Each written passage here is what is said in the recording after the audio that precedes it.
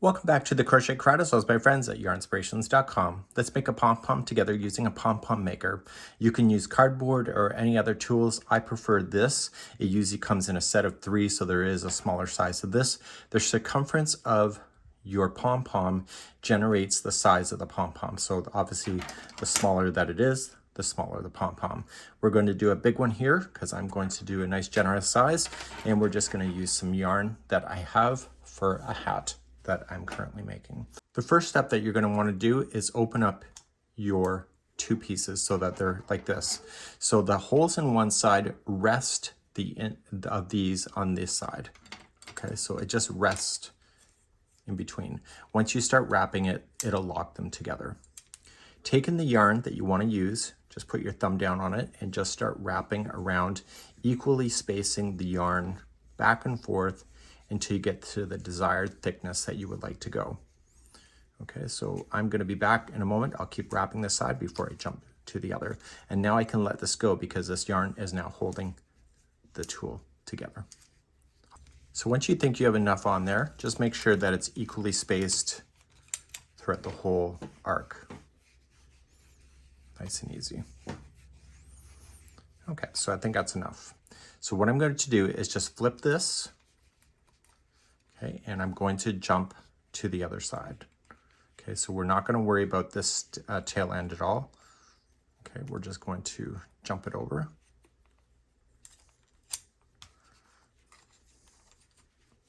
Okay, and then use this side to be able to wrap it and make this side look like the same thickness of the first side that you did. So there's no real magic to it. It's just a matter of eyeing it up. Okay, once you think you have enough, you're just going to stop. Okay, and then you are going to close your pieces together and lock them. So make sure the yarn is not interfering with the closure. And lock it. And lock it. Okay, you can safely just trim this yarn. Just kind of holding that a bit taut. So where you're going to start, there's a gap between this. And let's take a look at that. See, right there. You're going to take your scissors and you're going to cut in between the gap. And you're just going to follow that gap all the way around. You don't got to worry about this yarn jumping off the pom-pom maker. Not at this stage.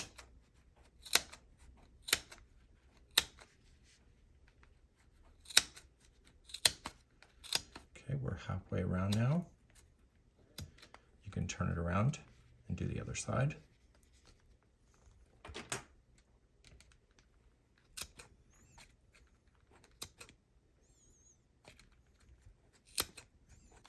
So turn it around and make sure that there's no yarn in between that gapping space.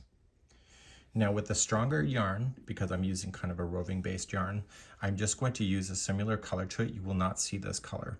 And you were just going to take it through the piece to the other side and just flip it up like this. And you were going to tie your first knot.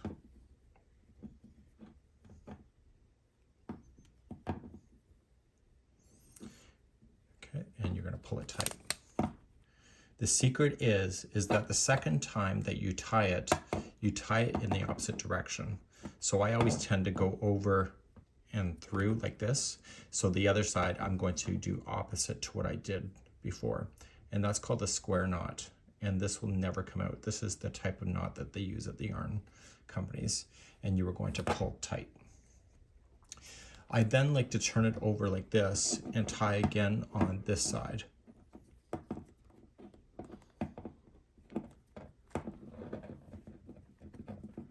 Does it need it? Probably not, but I do that anyway. Pull tight, and then the second time I go through the opposite way that I tied it the first time.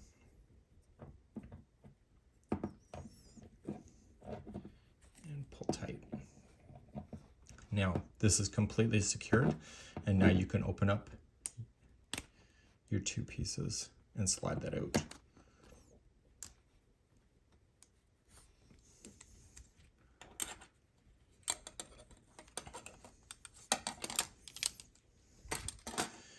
give it a good shake. And then any weird shapes, you can just safely just trim it out. So if it's not looking as round as you're hoping that it would, you can just clean it up. Any loose ends that are kind of hanging out, which you would have had when you jumped over, you just want to shape it down. Before applying to your project, you may want to give it a good shake too. Just any loose ends or fibers that you may have had may look weird. Now in craft shows, people, they say, oh, I wish you wouldn't have put a pom-pom. So what I would recommend, these strings that you just held, I would recommend that you do not sew this directly to the ball, but use the 2 strands to put into the top of the hat. Let me show you what I'm going to do. So go and put your crochet hook inside and just come off to the, just offset to the point, okay? And just pull 1 strand through. Okay, and just pull it back. And then on the opposite side of that same top piece, so not the same hole because then it won't work, you were then going to put the other one on there and pull through. Okay.